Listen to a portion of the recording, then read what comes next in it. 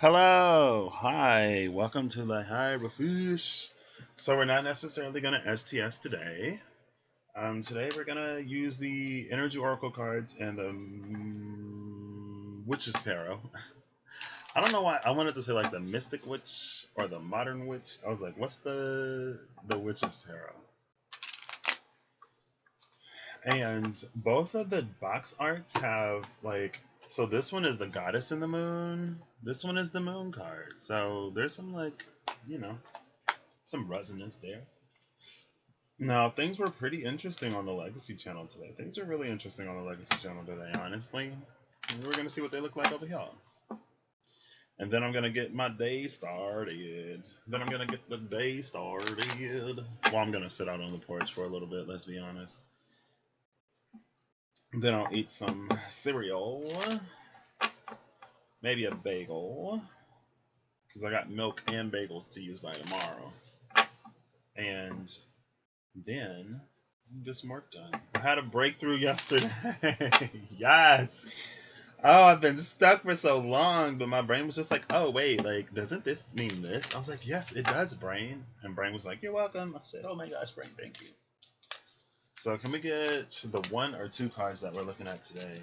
Please. Primarily one. Like, one would be almost great. La la la la la la la. I had this weird dream. I had a lot of conflict in my dreams last night, honestly, and I wasn't a fan. But by the end of it, I'm just like, you know what? You done did whatever you done did. So basically, I went on an international trip, and I encountered some problems. And like, I remember like I had to go and find my phone because I left my phone somewhere for some reason. Is this Happy Family? Oh, snap. With indecision at the bottom of the deck. Oh, come now. I was like, oh, we had the Sun and the Door to Romance on the Legacy channel over here. It's indecision and Happy Family. It's Happy Family and indecision. Happy Family is number 4. Indecision is number 8. Together they make a 12. And 12 is a 3. So basically, well, maybe that's related to this. So in the dream, I'm not going to take these. Oops. And then the man holding the coin is behind indecision. It'll come out again if it's meant to. Cards work like that.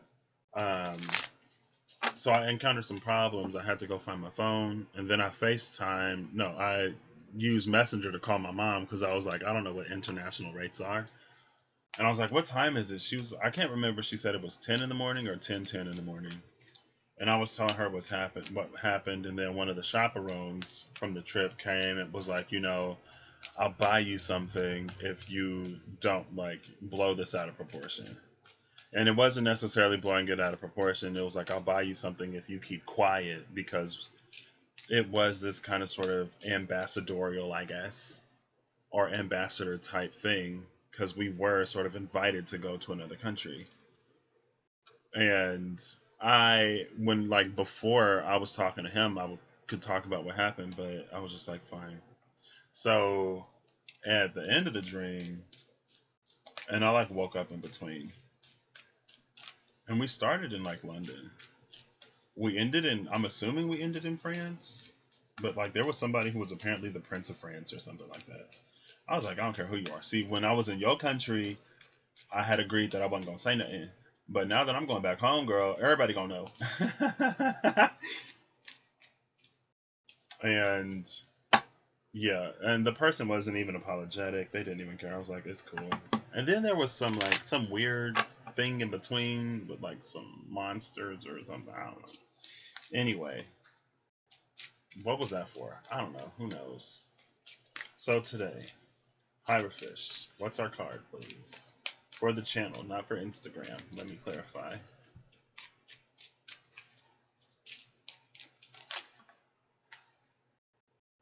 Angel of Balance. And the man holding a coin. Now, he was in reverse, so I guess I'll keep him that way, because he fell out in reverse. Everything is upright. with the door to value at the bottom of the deck. Okay, this is interesting. I feel like we've seen the door to value at the bottom of the deck recently. But with the Angel of Balance and the man holding a coin in reverse. Also, my watch switched to the Minnie Mouse watch face. If you can see her. I don't know how it switched to the Minnie Mouse watch face because I had it on a different one, but if that means anything to anybody. And her dress is like this. It's like a lavender, a lilac-y type of color. It's a light purple, giving us crown vibes, right? So I'm gonna shuffle this up and the Knight of Pentacles is at the bottom of the deck as I do that, which is interesting because. So with the Knight of Pentacles energy and with the man holding a coin in reverse, I feel like with the door to value as well, this is about us sort of reprioritizing what it is that we value. And then there's Justice and the Magician at the bottom of the deck. It feels like if we're in a space to, like if we made certain decisions based out of lack in the past, like somebody or something that we decided to stay with because of the financial security that they provided, right? Maybe it was a job that we didn't like, but it paid the bills. Maybe it was someone who sort of covered whatever it is that we were lacking. Maybe this is just an idea that we had about who we had to be in order to bring value to a situation. And it reminds me of something I saw on Twitter a few days ago now. It's like men are complaining about how women expect for them to be the provider when men were the ones who established basically the gender roles of the man is the one who brings home the bacon and the woman is the one who stays home.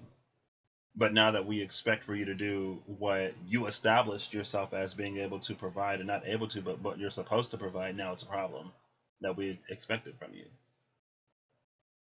But I say that because it's like someone, it could be a man or a male identifying person that thinks that their worth is tied to their ability to financially provide, or it could be a woman or a feminine identifying person or energy that is in a space of providing for herself so that she doesn't have to rely on someone else. And again, that may lead her to a space that's like, well, if I can do this for myself, like, what do I need you for? And there are some relationships, where the more feminine energy or the woman is the one who makes the money, and they're like stay-at-home dads, and there's nothing wrong with that. I think it does require, though, two people who are sort of okay with that, right? Because if that's the decision that y'all make as a couple, then it shouldn't be the case where, someone gets upset and they're like, well, I do this, and like, you're not even doing that. And it's like, okay, true, but like, I thought this is the understanding that we had. So like, I don't know why you're trying to use this to belittle me right now when this is like the understanding that we had. Type of energy. Either way, money is beginning to be weighted appropriately. And again, it feels like if you can provide certain things for yourself, or when you come into the space of realizing that you can provide certain things for yourself because of the abundance maybe that you're coming into, it liberates you from these spaces where maybe the only thing keeping you there is some kind of financial dependence, or maybe there's a financial dependence the other way around, right? Everything vice versa, flippable. So maybe someone is depending on you, and you're coming into this door to value, realizing that, like, not only are you worth more, or not only do you have value outside of the stability that you can provide somebody, but you kind of also are maybe beginning to realize that, like, that financial stability and security is the only thing keeping you in this situation. And there is a balance here to be gained with the Angel of Balance. So here, I kind of want to pull around the Five of Pentacles and the Queen of Pentacles. So let's do it. We're starting with the Seven of Cups, the Lovers, and the Page of Cups. Yeah. So this, I mean, it looks like we made certain choices and decisions.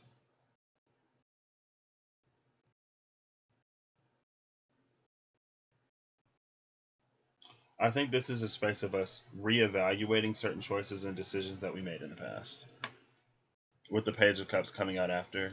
And it's like from this Page of Cups space, we're starting to look at the choice that we made in a different way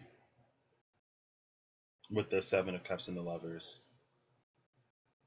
And the Lovers, it's not necessarily the Hierophant, but it is this, it's the energy of a choice that had the power to impact your life fairly significantly. That could have been a person, it could have been a job, it could have been whatever, because your priorities and what you valued were different in the past. And with this Page of Cups, it's like you're beginning to value something new, something different. The Star, the Ace of Cups, and the Five of Swords. I feel like this is some clarity being brought in a space of healing. It's rounding out this cup, and as it's rounding out the cup, it's causing you to reevaluate your system of metrics.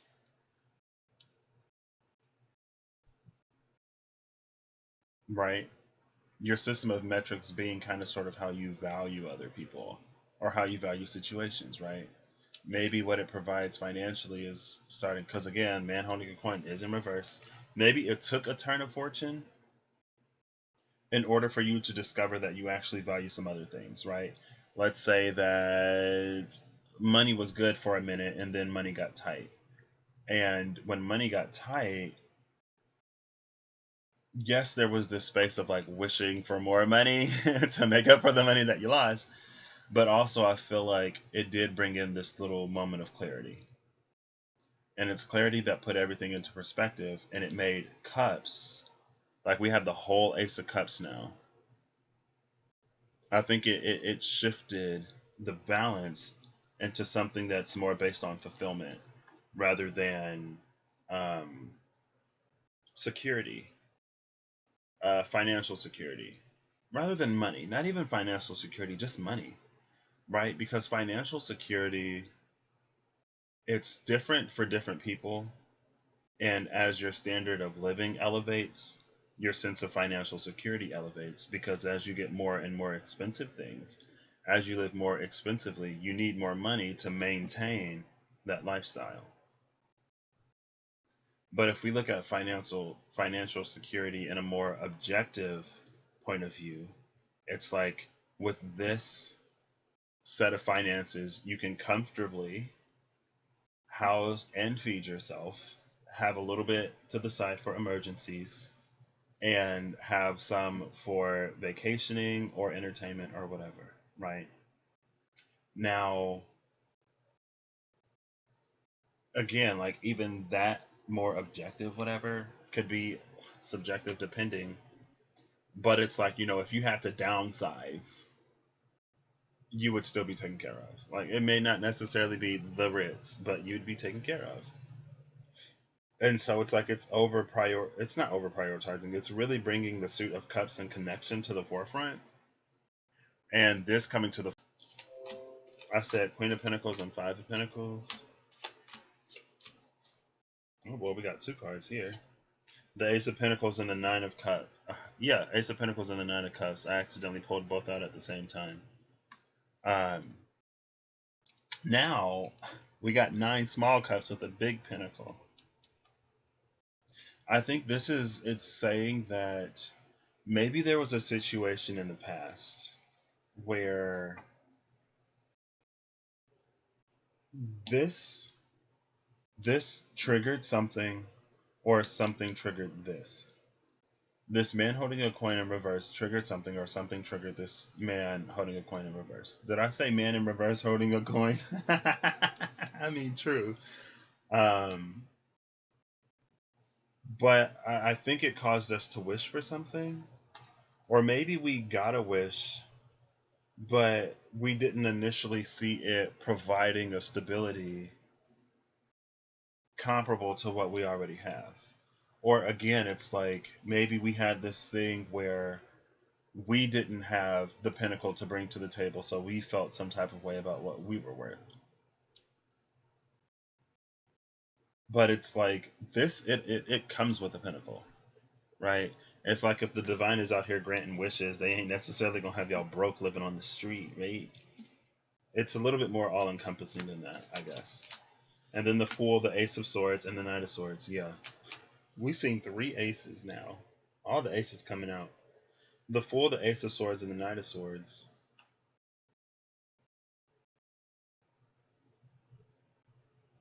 This is interesting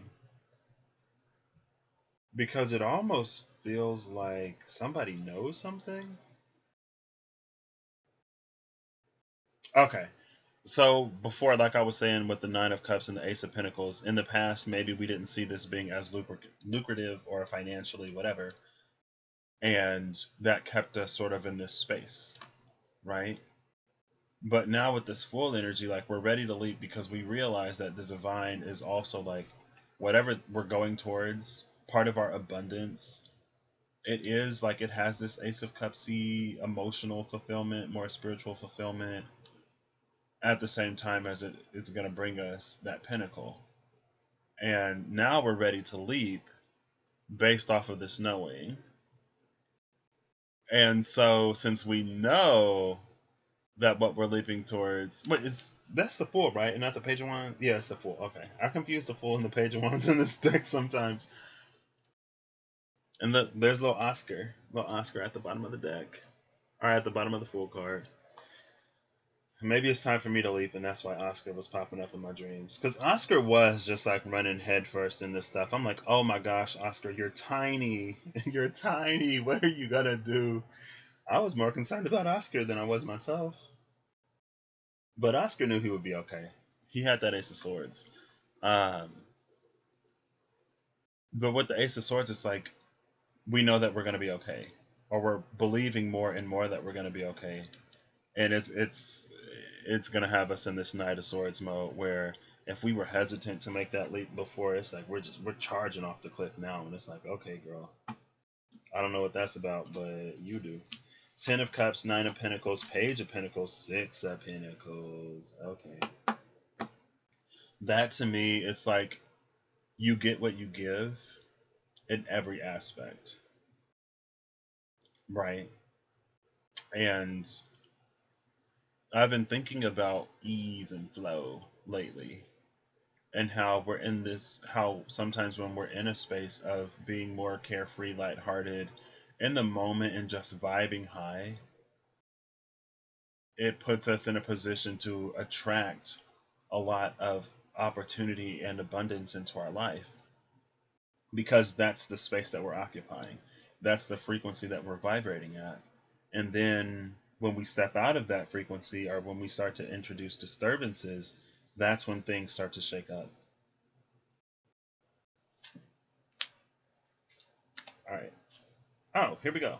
Oh, Death came out again. So, Knight of Cups is now moving forward with that sort of, with these rebalanced priorities, right? Not overly prioritizing the earth because too much earth, not enough water, everything dies. It's dry. Knight of Cups, Queen of Pentacles, and the Death card. That's transformation, that's Scorpio energy, Piscean energy with the Knight of Cups.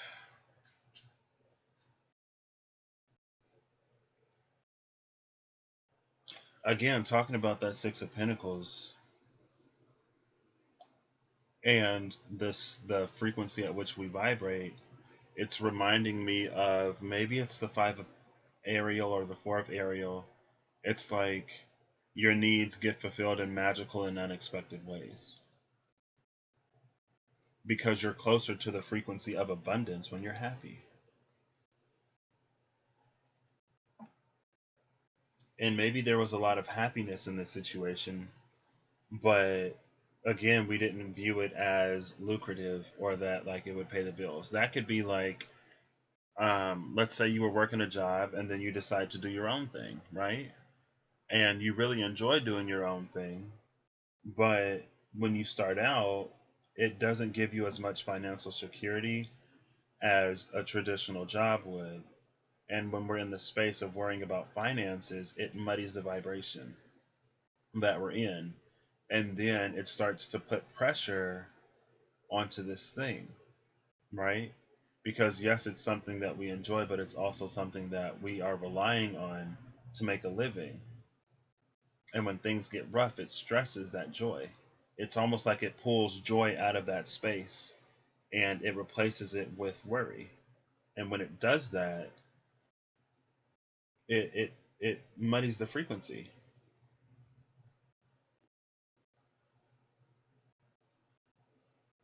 This is transformative joy. Okay. Queen of Swords, Five of Pentacles, and the Empress. Also, the Queen of Pentacles and the Five of Pentacles were right next to each other. Queen of Swords, Five of Pentacles, and the Empress. And we just saw the Fool with that Ace of Swords that turned it into the Knight of Swords. Now we have the Queen of Swords. Yeah, I really, really, really feel like we have the Empress and the Queen of Pentacles. So, bottom of the deck is the Six of Swords. Six of Swords and the Six of Pentacles. Lovely. Love that. Gorgeous.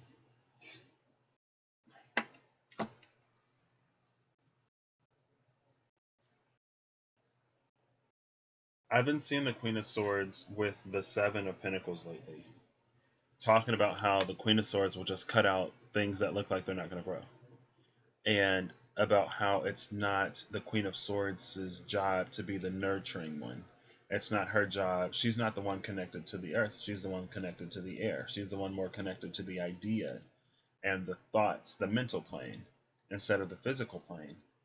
And since Earth is the realm of the Queen of Pentacles, she can bring certain things back to life from the brink of death. Or things could be like all the way dead and actively dying. I mean, we're all dying. But like she can bring it back to life. She has that green thumb. She has that magic touch. And it's a touch that the Queen of Swords doesn't have. It's a touch that she's not supposed to have. But I've been talking also about Empress energy and how the Queen of Pentacles is a part of this Empress energy. And, you know, maybe one of the greatest parts, the Queen of Pentacles and the Queen of Cups, because Empress is all about fertility. Fertility is earth that is also like wet enough for things to grow and flourish. But there's also a sun energy there, right? Because plants also need light, which is wands. And then there's this exchange of gases, and that's the air. But also, it's this almost like this ability to make space for the things that she creates, right? Like if you have to clear out some land to turn it into farmland or something like that, right?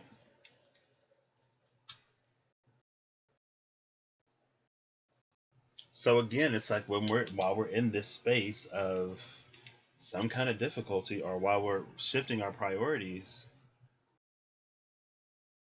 it's like we're coming into this new awareness that's actually putting us into this priestess, maybe also priestess, if you're a little bit more intuitive about sort of like which direction to go in or whatever, and puts us in this space of this Empress energy because of this transformative joy, because of this leading forward with the heart and knowing that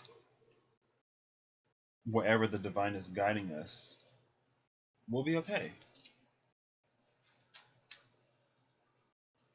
And then, what's behind the door to value? Archangel Gabriel, fifth chakra, the throat. So not only is it putting us in a place of knowing our worth, it's also putting us in a place of communicating our worth to others. And if there is something or someone that would stand in the way of us going after what it is that we truly desire because they see it as this coin in reverse. They don't see it as something that we'd be able to sort of, get some comfort in. It puts us in a position to stand in our truth regardless and to continue to speak from and to know our worth. And I think that's this angel of balance. I feel like the angel of balance it is bringing the physical and emotional satisfaction and comfort into balance, but it's also this energy of like transitioning.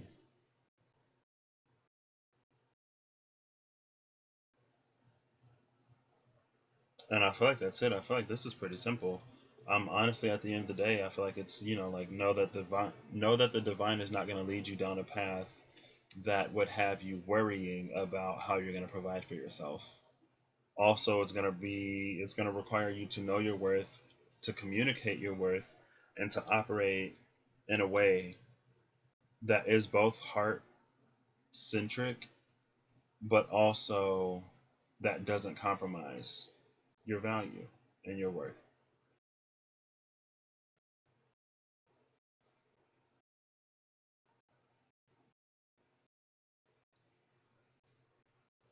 Everyone is looking at this Empress, because if I put these down how they came out, everyone besides the Queen of Pentacles, but she was the energy. We'll leave the energies that we went looking for on the table and it solves that. Everyone is looking at the Empress. Knight of Cups, Death, and the Queen of Swords. They're all facing the Empress. So it's like it's inevitable that you end up in this space.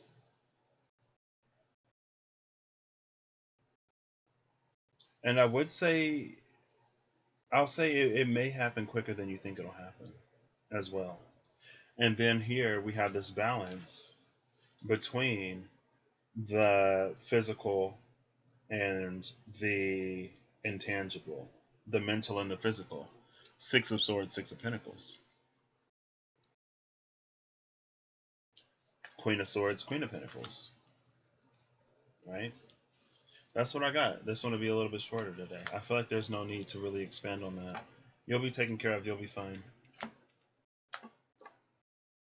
You know, you've more to offer than money, or at least that's my opinion. Like, if all someone has to offer me is money, it's like I can get money on my own. Like, if I don't know, for some people, it's like it's really important, and it's more important than anything else. And if that's the case, then you'll find what's right for you. But I know sometimes, or I've heard once from Pisces CV a while ago, the thing about the Ten of Pentacles is without any water, it can be the space of obligation, right? That's, you're married to somebody for 35 years because, in the beginning of your relationship, it was happy, but then it just becomes routine. And you have a family, and it's like, we don't really, like, the spark is dead. There's no real love flowing here outside of that obligatory, like, I'm the husband, you're the wife, like, I take care of you in this way, you take care of me in that way. We have kids together, and we don't want to split up the family, so we just stay together, right? It's not necessarily toxic. It just, like, it's dry. It's predictable. It's planned. Final message from the Witch's Tarot, please. Oops.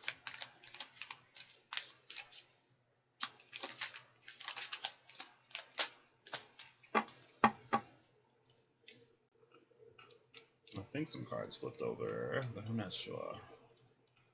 Sure. I don't even remember what sure means. It might mean sure. Sure. Old. No, I don't know. I don't remember no Chinese. There it is. I was like, hello? So bottom of the deck is the Three of Pentacles, which is a card of collaboration and partnership. But this person's writing a note in this deck. The Three of Pentacles in this deck can mean a lot of things to me. So we have this tonic here We got a candle here. We got an ink pen, or a quill, and the ink pot. Stained glass window. 3 pentacles. Blues, yellows, and purples. A little bit of red.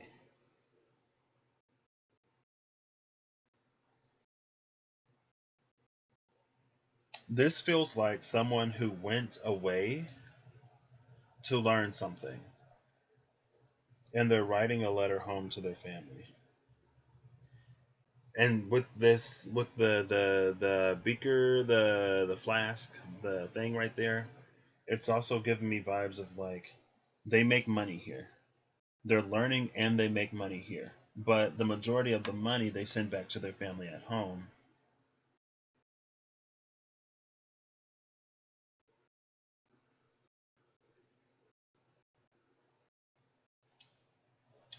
What? How did this card end up in reverse? I didn't even know I pulled 2 cards out of the deck, but they're both face down. So Hangman in reverse with the King of Wands upright. Yeah, yeah. Hangman in reverse. I like that. Because I feel like this is where we end up.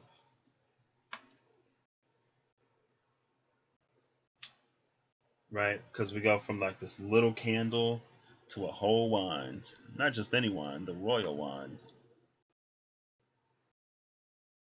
But yeah, it feels like someone who went off with the 8 of Swords right there. So to escape the bonds, to escape the bonds of poverty, this family, there was someone born gifted, and they had always told this child that they would be recognized, and the child was recognized and is given this opportunity to go learn somewhere to really change things for themselves. Oh, okay. I hope I remember where the story is going. I hope I don't forget. And as they're doing this, again, they're making a little bit of money. And maybe the money, it's primarily so that, they can survive. Like, here's the money that you feed yourself with, you clothe yourself, and you do whatever. But since this person is used to not having a lot, it's like more money than they know what to do with. And so the extra money they send back home, along with the letters, detailing, what they learned and how they're growing and everything like that. And that's the energy of this enlightenment that they're coming into. But also at the same time, because economics is so tightly uh, wound, so tightly bound, so tightly intertwined with social status, it's like the quality of education that this person is getting, it's so far outside of what they would have been able to get without it. Honestly, the vibe, it is giving me like more medieval-y type vibes rather than current vibes, if I'm being completely honest. But it doesn't necessarily have to, right? Because, I mean, I went to a university that is way above what we can afford. And I've been there for a minute, and your girl's got some debt.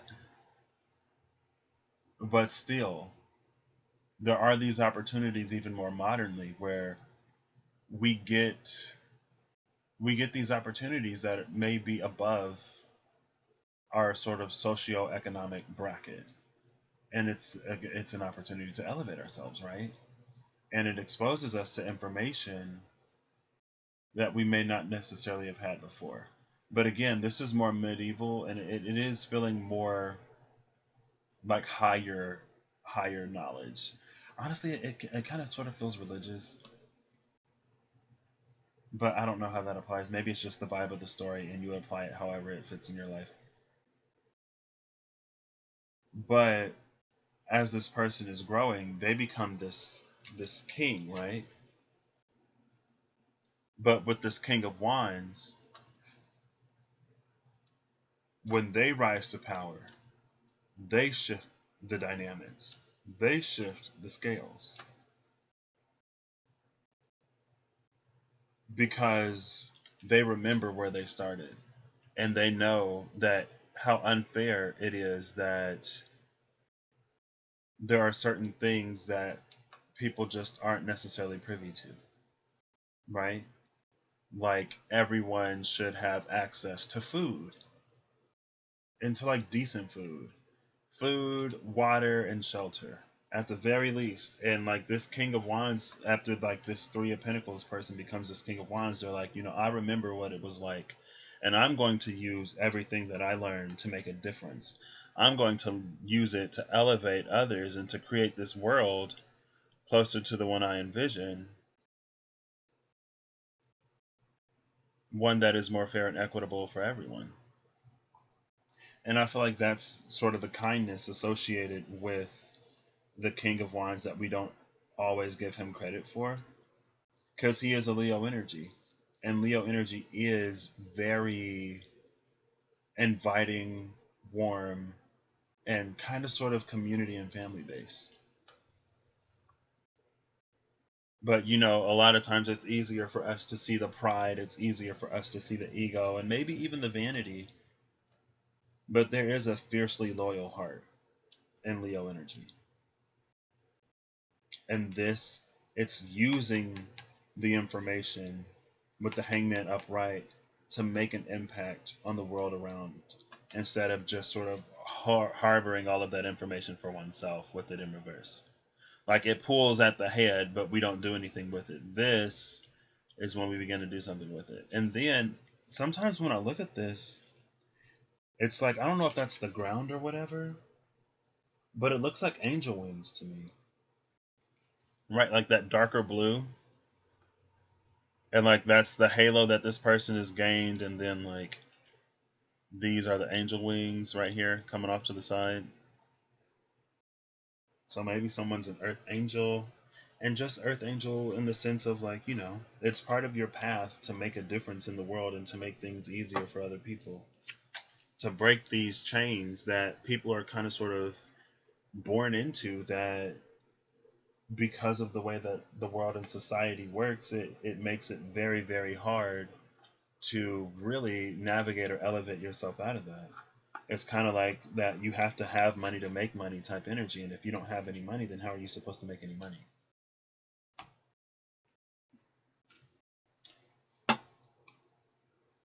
I like that because I feel like that's speaking a little bit more towards, again, some of the things that we can do with the positions that we're going to be coming into.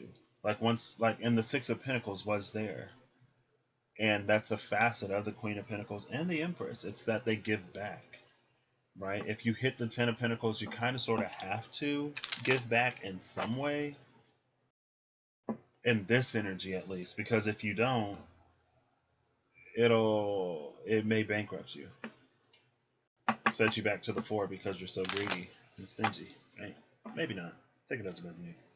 Is that the Angel of Love? It is. Okay. Final message from the Energy Oracle cards. Ooh, that was quick. That was quick. Bottom of the deck is Envy. Oh, goodness. What's this in reverse? We turning her up, right? The man holding a heart. Why was the man holding a heart in reverse next to Envy? I mean, the man holding a heart in envy, the man holding a heart in reverse in envy, it speaks to me of the capacity that we have to love other people.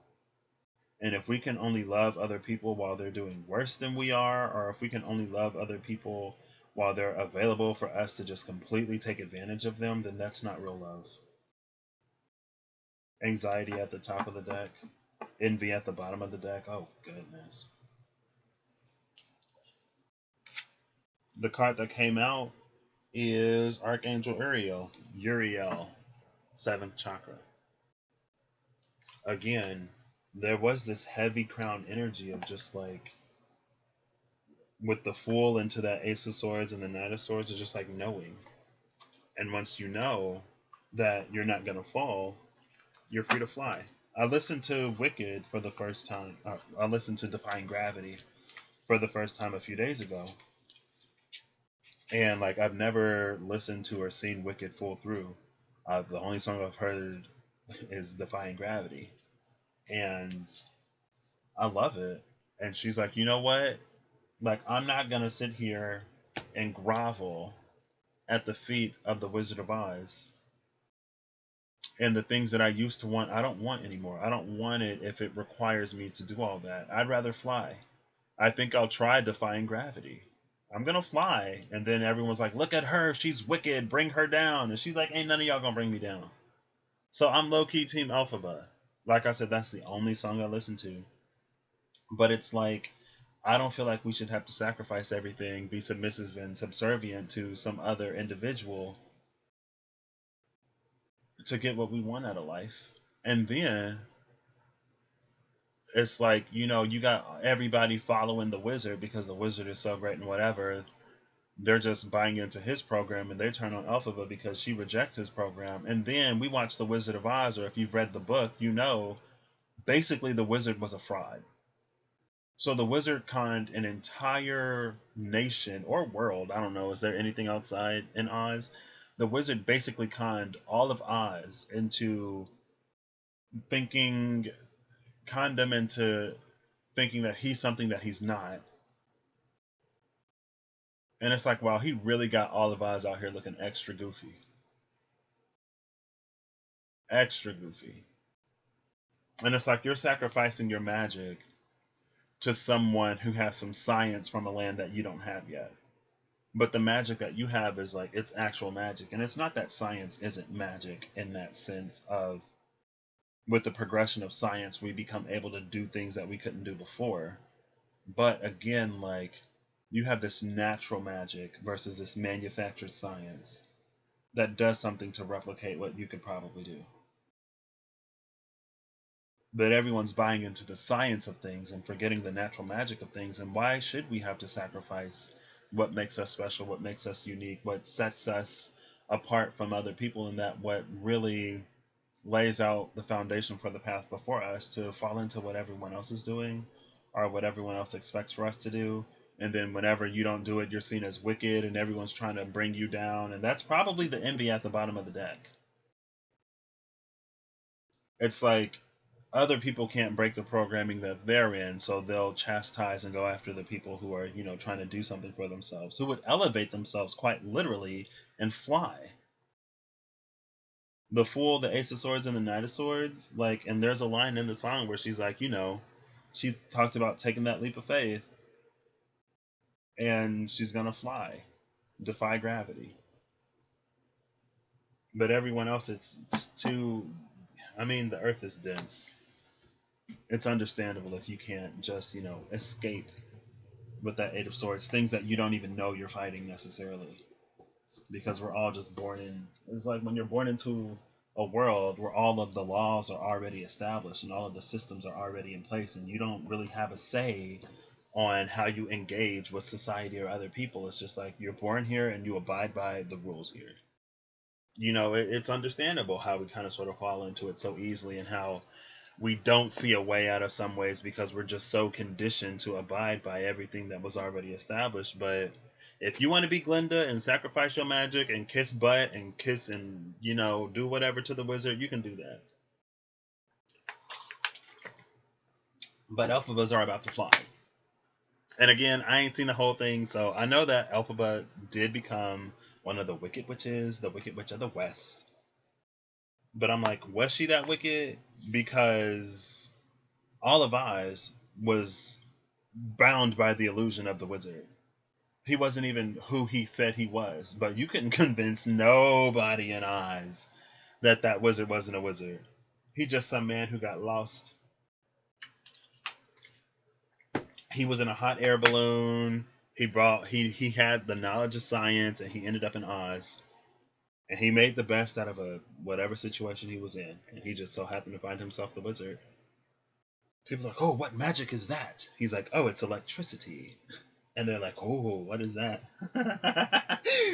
Anyway, I ain't got to dig any further into it. I'll catch y'all later. I hope you have a good whatever whenever you see this, and I hope you're acting in alignment to step into the world of your highest potential, and to actually engage in that space and bring some of those things into the physical, into the tangible, into the real, make it reality. You know what I mean? Bye.